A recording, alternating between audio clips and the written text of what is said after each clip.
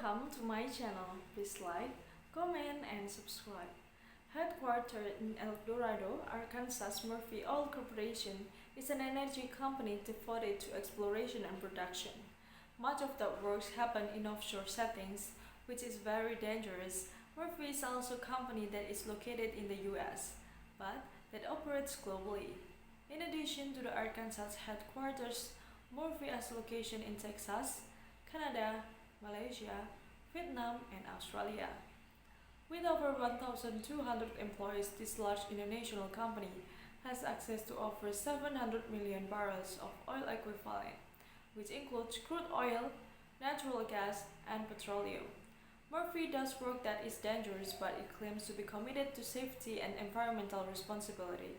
It does have a lot of safety incidents on its record, and lawsuits brought by workers who are injured and some even killed on the job. The next is about the history.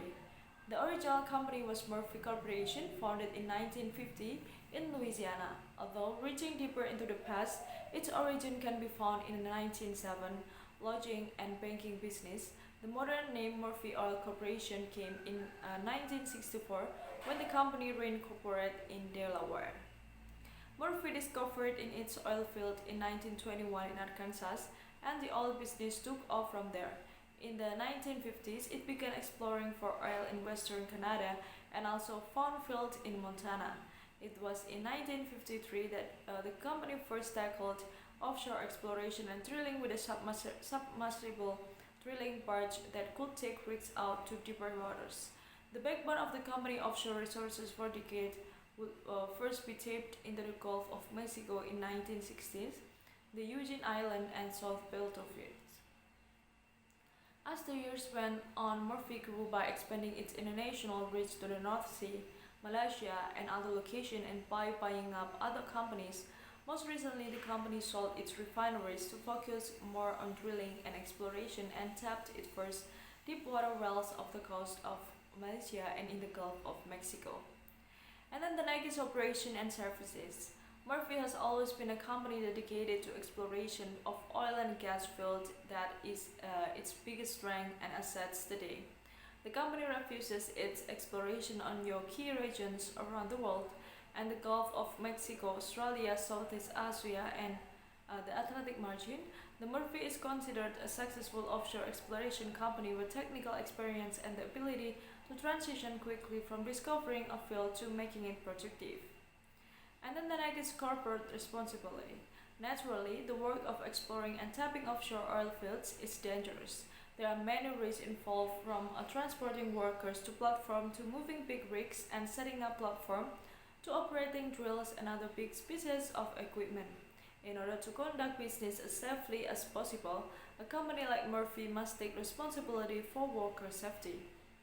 According to the company, it operates under the HSEMS, also known as a Health, Safety and Environmental Management System.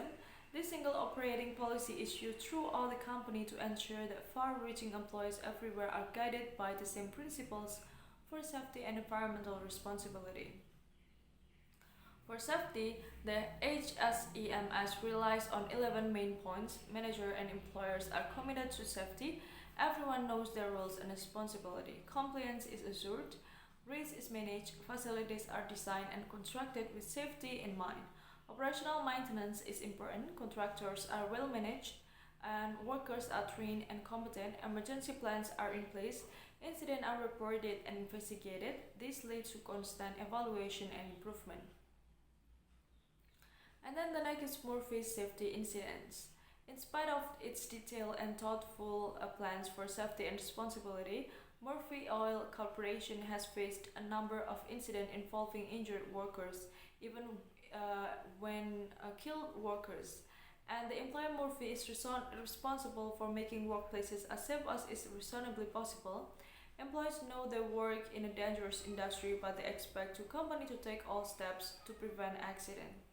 One terrible incident occurred in 2002 that left one worker dead and another severely burned. The widow and wife of these two workers filed a lawsuit against Murphy and the other company involved. The two men were pipe fitters working for a company contracted by Murphy to work at one of its refineries. After maintenance shut down at the refinery, it was discovered that a part was left on that should not have been. The two men and third an injured worker were asked to remove it. While doing so, flammable liquid spilled out and onto the man who died, setting him on fire. He died a terrible death, while the second worker suffered serious burns to his face and neck. An investigation found that Murphy and the company the man worked for were both negligent and had received previous safety citations similar to what caused the terrible accident.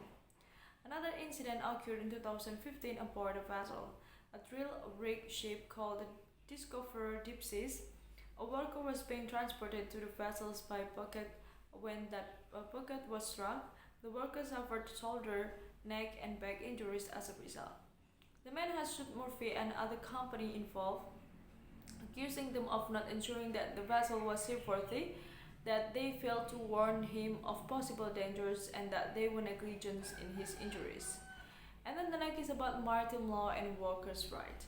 The man who was injured in the bucket was well within his right to demand the compensation from his employer. As a maritime worker, he has right to assume that the vessels aboard which he works will be maintained for seaworthiness.